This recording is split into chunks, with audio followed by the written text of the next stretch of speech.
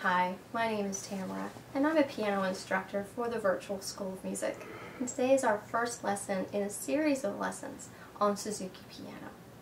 Before we begin, I thought we should talk briefly about the Suzuki piano method, which, by the way, uses no music. It's all by memory.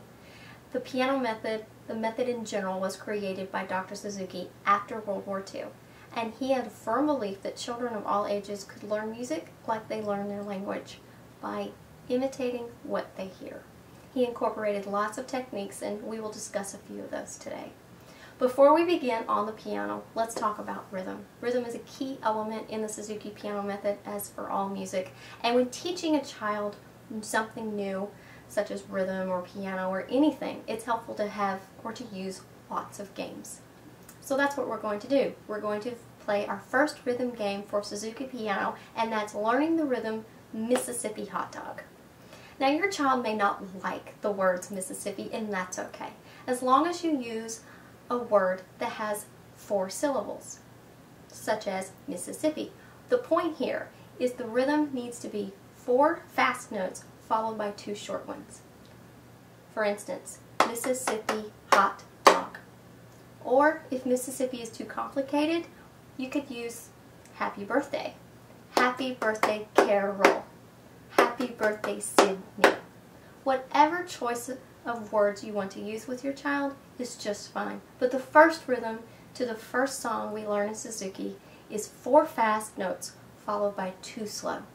So you may want to practice that a couple of times. And there you go, your first rhythm. Next, let's talk about posture. Lots of kids have tons and tons of energy. Lots of energy, and it's hard to focus that when you ask your child to sit at the piano. But it's very important in the Suzuki method to get correct posture, to learn posture the first time. So when approaching the piano, first of all, make sure your child doesn't bang on the piano. This is an instrument. We're not here to destroy it. We're going to learn to play it. You want to make sure if your child's feet can reach the floor, that they're firmly planted on the floor. If not, just make sure they hang over the bench comfortably. And you don't want them to kick the piano. Not allowed, no. Next, you want their back to be straight, their shoulders to be down, and their elbows to hang at their sides. Lots of kids like to raise their shoulder up, and they think it's fun. They want to play like this, and they think if they raise their shoulder up, they'll make a louder sound.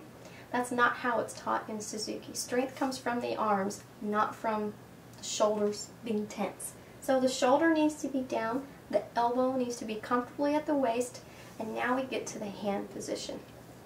Suzuki is very, very, very structured, and it focuses on correct posture from every angle, from the shoulder to the elbow to the hand. A lot of kids like to place their hands on the piano flat and play like this. Not good for lots of reasons. But we want to teach a child another game on how to place their fingers correctly on the piano by the imaginary balloon game, like a water balloon or an egg, something that your child likes, and make it their favorite color. So we want to pretend, tell your child that they're holding a balloon in the palm of their hand, and they have to grip it this way. And they want to make sure the only way they can hold that balloon is if their fingers are curved. If they play flat, then the balloon pops.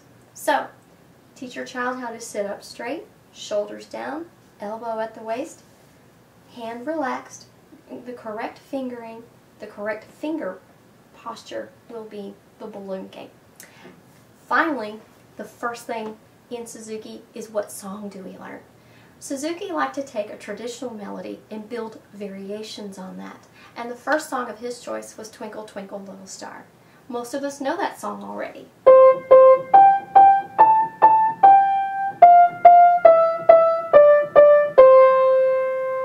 Okay, but that's not how he chose to teach the song the first time. He used our new rhythm, Mississippi hot dog, and applied that rhythm to every note in Twinkle Twinkle. But we're not going to do all of that today. Don't want to overwhelm you. So how do we teach our child to do all of this at once and find the correct notes on the piano? Well, we will have a separate theory lesson posted shortly to talk about ways and new ideas and games you can use to teach your child the names of the notes on the piano. That will be in a separate lesson. But for today, we're simply going to use one technique I like to use in teaching your child to find the first note of Twinkle Twinkle and using the first rhythm. And that is the game of looking at the colors on the piano. The piano is made of several colors, obviously brown, black, and white.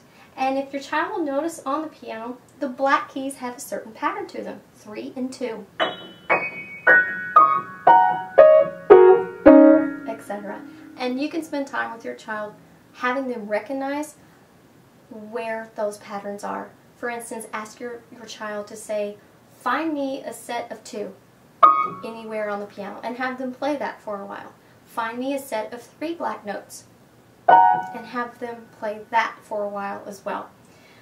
Then go back to the set of 2 black notes and ask them to take their thumb, which is this finger right here, finger number 1, and place it on the first white note next to the first black note. And there you have the first note in Twinkle Twinkle is the note C.